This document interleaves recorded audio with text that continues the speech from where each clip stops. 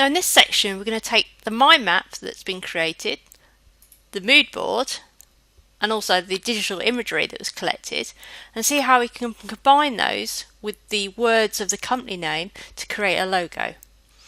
Now, one way we can do this is look at the elements, and one of the most basic things that we've got there is a step, which was something that Brian mentioned in the initial brief. So think about how the step could be used and combined with the words of the company name. So one way we might do that is to create little blocky steps here, and you can see that's actually been influenced by these steps here on the mood board. Or if we take a look here on the imagery, we've got this like a little checkerboard square paper type effect. Now maybe that could influence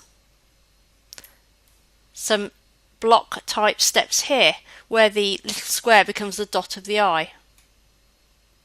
So going back to the mind map, one of the other things that we had on there was chart.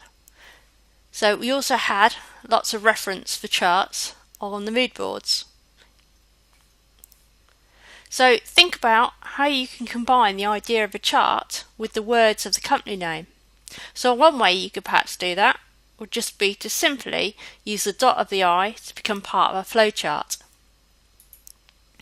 Perhaps the chart, the actual flow of a chart, could go through the whole of the three words. Perhaps the eye could become a little tiny pie chart. As you can see, the sketches don't have to be brilliant, mine aren't. They're purely to work out your ideas. Looking back at the mind map, I had the word mountain, and it started making me think of climbing and climbers, and I wondered if I could do something with a climbing wall. So I went and had to look for some reference because I don't really know what they look like. So the easiest way to do that is just go onto Google, go to Google Images just by clicking Images up here, search climbing wall, and you'll get a load of reference. And I just download, like you did before at the beginning when you were looking for sort of reference images, just download any images that you think will help you.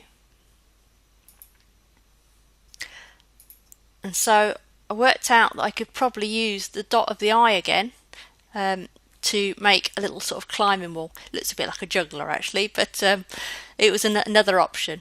And just like I said with the mind map, don't censor yourself when you're doing your sketching.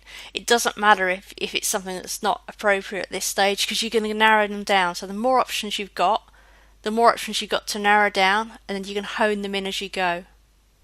Now another thing that Brian mentioned in his brief was the possibility of maybe using arrows to show improvement. And I thought that just by simply amending the T a little bit on continuous can make that into an upwards arrow. So what I suggest now is that you take all your ideas from your mood boards, your mind maps, and anything else you can think of along the way, and see how many different options you can come up with by using little elements of those and combining them with the words of the company name.